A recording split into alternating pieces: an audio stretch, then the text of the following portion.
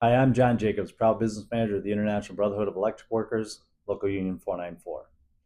Numerous reports have indicated that the approval of labor unions is at its highest point since 1965 for a variety of reasons. One of them is due to the resurgence of workers making it known their role at the workplace plays a part in a company's success, and when they are not listened to, they look for opportunities to be heard.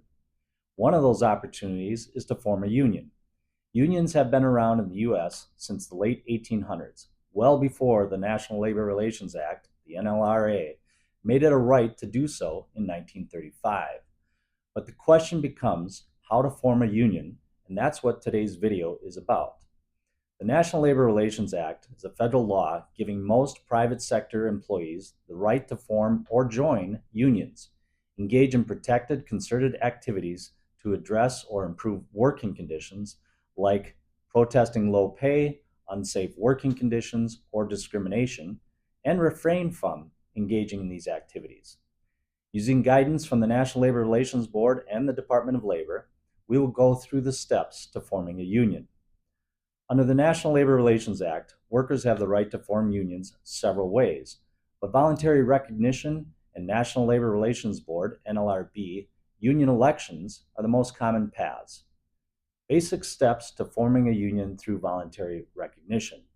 Voluntary recognition is a way for an employer to respect its employees' choice to form a union and have collective bargaining representation based on a showing of majority support and without a formal election. While employers are generally not required to provide this recognition, a growing number of businesses are doing so. Voluntary recognizing a union starts the collective bargaining relationship on a positive note. It streamlines the process for beginning negotiations on wages, hours, and other terms and conditions of employment. So, step one begins by contacting a union organizer or starting your own union. Have a majority of your coworkers sign union authorization cards. Ask your employer for voluntary recognition.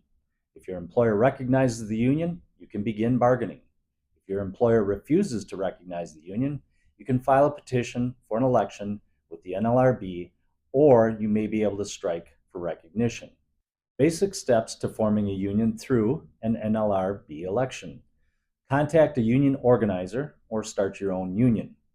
Have at least 30% of coworkers sign union authorization cards.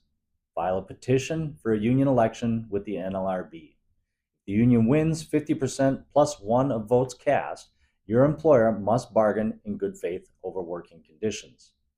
For more information, visit the NLRB.gov and DOL.gov websites or give us a call. Be safe out there. Thanks for watching, and we look forward to seeing you the next time.